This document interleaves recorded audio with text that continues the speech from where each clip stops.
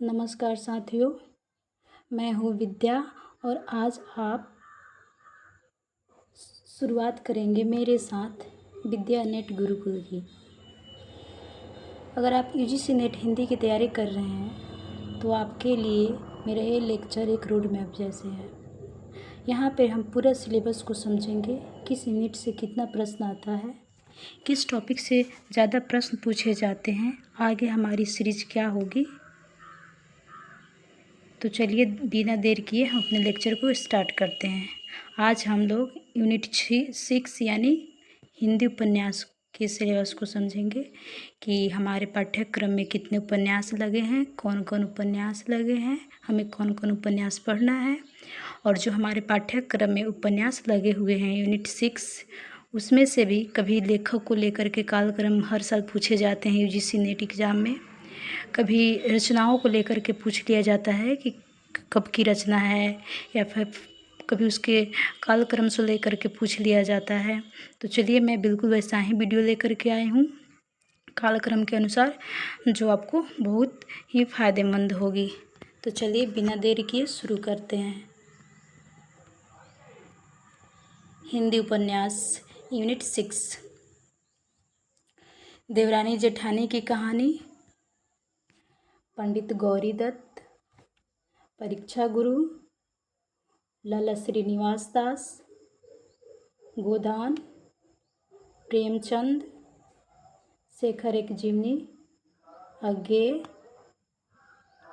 वानभट्ट की आत्मकथा, हजारी प्रसाद द्विवेदी, मैला आंचल, फणीश्वर नाथ रेणु, झूठा सच भाग 2 जिसका नाम देश के भविष्य है, यशपाल, मानस का हंस, अमृतलाल नागर, तमस, भीष्म साहनी, राग दरबारी, श्रीलाल शुक्ल, जिंदगी नामा, कृष्णा सोबती, आपका बंटी, मनु भंडारी, धरती धन्ना अपना, जगदीश चंद्र।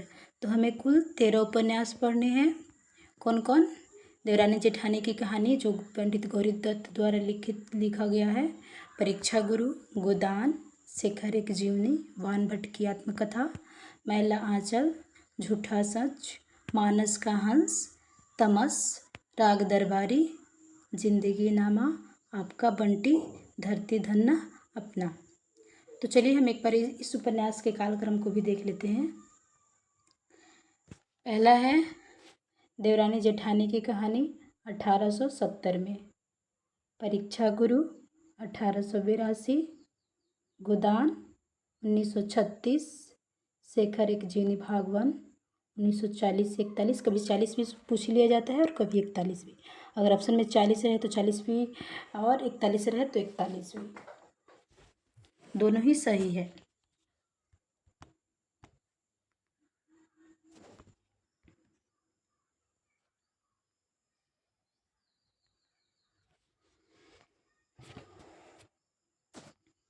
वानभट्ट की आत्मकथा 1946, मैला आंचल 1955, 54, झूठा सच भाग 2 1958, 1960, राग दरबारी 1968, आपका बंटी 1971, मानस का हंस 1972, धरती धन्ना अपना 1972, तमस 1973, जिंदगी नामा 1979। चलिए आप लोग एक बार मेरे साथ भी याद करने का प्रयास कीजिए।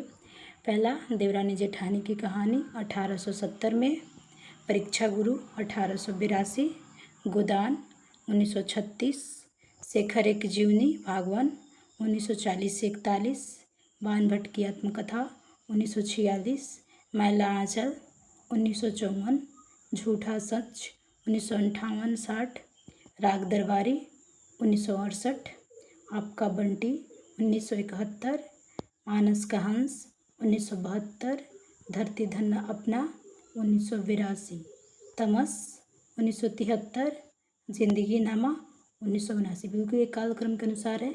उम्मीद करती हूँ कि आप लोग इसे याद कर लीजिएगा। आगे देखते हैं।